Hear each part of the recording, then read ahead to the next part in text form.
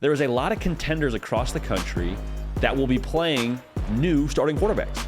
And Ohio State's one of them. We'll get to them in just a second, but I kind of got my wheels turning just a little bit. Who's under the most pressure of these new quarterbacks? Like 1 through 10, 10 being the most pressure and 1 being no pressure at all.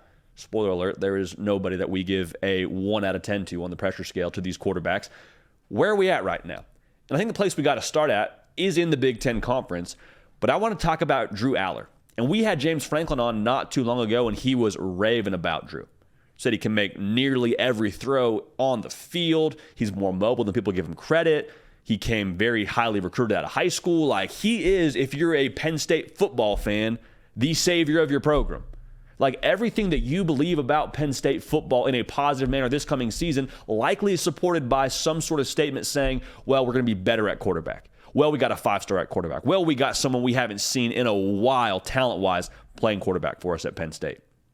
And so all of those, I guess, accolades in the preseason are good enough for me to give a 9.3 on the pressure scale to Drew Aller. Because think about it this way, too. Everything else around Drew Aller at Penn State is in place. And maybe you have some reservations about the wide receiver group. That's fine. I think Keandre Lambert-Smith is going to be a dog for you. I think Dante Cephas, the transfer, is going to be a dog for you. You have one of the best backfields in the country. You have a defense that James Franklin came on here and talked about having some of the best depth they've had in a long time. Going to be better on the O-line. And so you kind of start checking these boxes, and you talk about what Penn State wants to achieve, which is a college football playoff berth and play for a national title. And you feel confident about that because of what you assume Drew Aller is going to bring to the table. So I just want to say this, that's a lot of pressure on the kid. He's never played as a starting quarterback at Penn State just yet. Now, I think he'll be just fine. I think he's going to be phenomenal for them, but he is the pressure point. He is the piece for Penn State that could unlock the rest of the potential on this roster. So for us, Drew Aller, a 9.3 on the pressure scale. Appreciate everybody tuned in live right now. Make sure you like the video, that little thumbs up button under your picture you're seeing, and make sure you're subscribed right here. I'm not, naive to the fact that a lot of y'all are tuning in here for the first time, and so we're glad to have you. We're glad you found us. We talk college football every single day, and we do this live show twice a week, and we're in your podcast feed on Apple and on Spotify. So thank you in advance for that. Let's move along here. Let's go to the defending national champs, not once, but twice, the Georgia Bulldogs. Stetson Bennett has exhausted his college eligibility. We had Kirby Smart. I say we had Kirby Smart. We sat in that post-game press conference after the national title game in L.A., and Kirby Smart told a story about his kid coming off the field in the national title game and just kind of crying. Kirby Smart's like, man, what's wrong? Was someone mean to you? Like, we just won the national title game. He said, man, Stetson, through tears, his impersonation was, Stetson's leaving. Kirby Smart said, yeah, Stetson has to leave. He's been here for like 10 years. He's got to go. So enter into the fray a new quarterback. We're all assuming it's going to be Carson Beck, and I think that's a pretty safe assumption. So how much pressure is on Carson Beck? There's a lot of pressure on the brand at Georgia. There's a lot of pressure to go 3 in a row at Georgia because, quite frankly, they have everything available to them to get that done. But for the pressure that lies on Carson Beck's shoulders, I actually think it's probably a little bit less than maybe we would assume. I think the Carson Beck pressure is right around 7.4 out of 10. And the reason why I say that is Carson Beck has so much around him that's going to allow him to be successful. He's going to drop back and he's going to look to his first read, and his second read's going to be someone like Brock Bowers, or it'll be Dominique Lovett, or it'll be any one of the proven commodities that Georgia has on their football team. Also, you got a lot coming back on the offensive line. And then let's just say the worst comes to worst and you go 3 and out. Well, you punt the ball away and you got a defense that's going to have your back. 70% of the production from last year's national title defense is coming back. Yes, you lose some key pieces. Yes, you lose Keely Ringo. You lose Jalen Carter. But even so, man, like, that defense is going to be just fine. And the gauntlet ahead for Georgia, as we're sitting here in June, looking at, this race they have to run, like, the toughest game that I'm seeing on the schedule outside of the SEC title game is going to be Tennessee the second to last week of the season. And at that point, I don't even know if you really call Carson Beck a first-year starter because he's played basically a whole season. So for Georgia, I think there's a lot around him that takes the pressure off of him. They don't need Carson Beck to really be that dude until they get to the SEC title game and they get to the college football playoff, if they were to find themselves in that predicament. So Carson Beck, I think, will, for the record, be really good. If you've watched this show for any period of time, you know I am extremely high on number 15 for the Dogs. But I'm just saying, the pressure on his shoulders, I don't think it's quite as much as maybe the pressure on the Dogs and the pressure on Kirby Smart. Alabama. We don't know who's playing quarterback for them. Could be Jalen Milroe. It could be Ty Simpson. What we do know is they didn't feel good enough out of spring practice to leave that room as is. They brought in Tyler Buckner from Notre Dame, who Tommy Rees, the new offensive coordinator, has coached before. And, man, I'll just say this. There's a lot of pressure similar to Georgia. There's a lot of pressure on the brand at Alabama. Like the brand itself, that script A, man, it carries weight. And whoever steps in to be the next quarterback there, you're stepping in trying to fill Bryce Young-sized shoes. Now, there's a little bit tongue-in-cheek in that because Bryce Young, there was a lot of knocks on him coming out with his size. So I don't know how large those shoes are literally, but I'll tell you this, metaphorically, there's a lot to account for losing a guy like Bryce Young. So there's always going to be pressure if you're the quarterback at Alabama. I'm going to go ahead and put the pressure scale for the starting quarterback at Bama, whoever it is, I'm going to put it at an 8.5 because Bama is in a position right now where everybody seems to be just fine throwing stones at Bama and saying they're not going to be this, they're not going to be that. Saban's been passed by. Like, there's a lot of people for the first time now really doubting that Bama's going to find a way to get back. And I say for the first time, this is kind of a thing we've seen with Saban where people say negative things about him and how he's not going to be what he's been, and then eventually he'll win a national championship. So keep that in mind. But there's a lot of people here that really feel like there's a changing of the guard within the conference with Georgia now winning 2 national titles. Like, Georgia right now is that big dog, no pun intended. But for Bama, I think the formula is going to be much different than what we saw a year ago with Bryce Young. Because last year offensively, with Bill O'Brien calling the shots, like, there were just some things on this roster that Bama wasn't able to do, whether you look at the receiver position, whether you look at how they were moving the ball on the line of scrimmage. Like, there was a lot of times where it was, hey, Bryce Young, we need you to be special. Otherwise, we're not winning this football game. The game against Texas, a perfect example of that one. Texas is on the ropes. Bryce Young goes Houdini style, pulls a rabbit out of the hat. They end up winning that football game.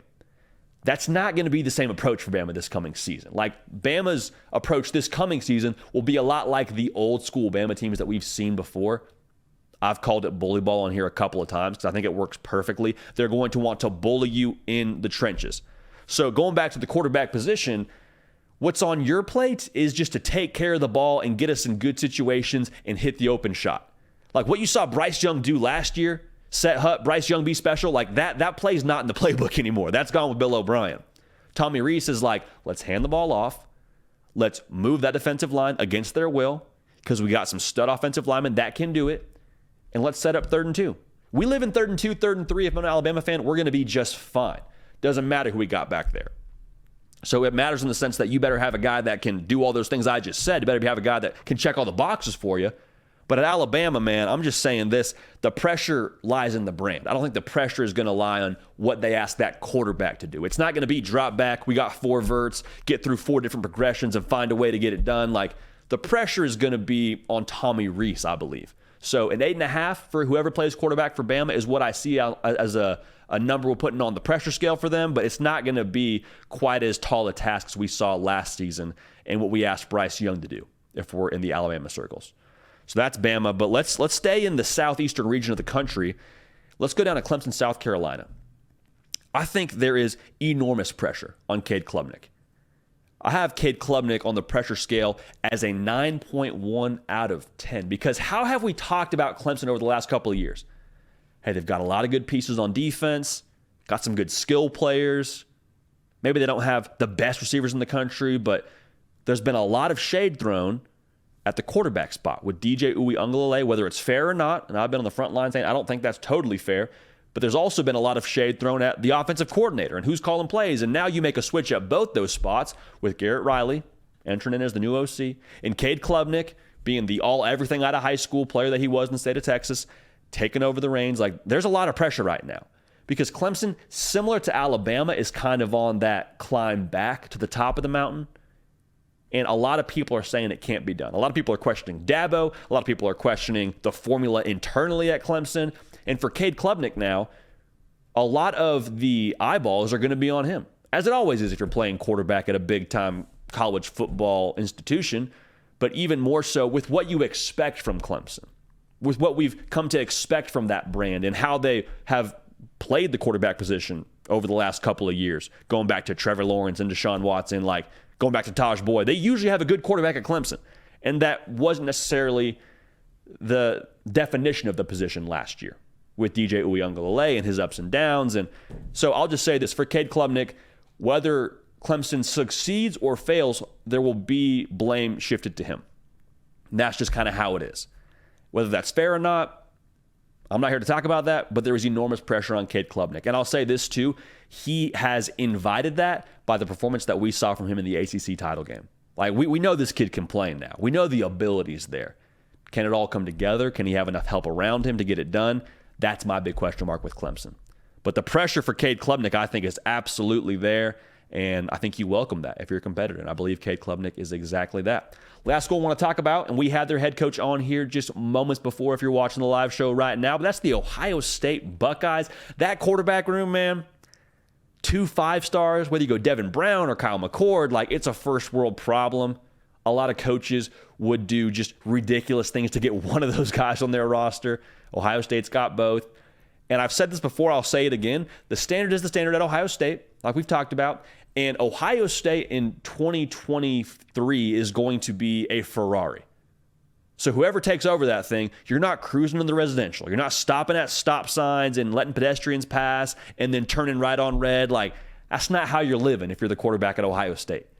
Why? Because you got the horsepower of Travion Henderson and Mayan Williams. No, by the way, arguably the best player in the country, and Marvin Harrison Jr. on the outside, you got the chance to throw the ball to. Like, we're taking this thing on the freeway. We're going carpool lane with one person in the car. We're going 120. You know you do that, all right? Maybe you don't go 120 in the carpool lane, but you know you go in the carpool lane with one person, all right? It's fine.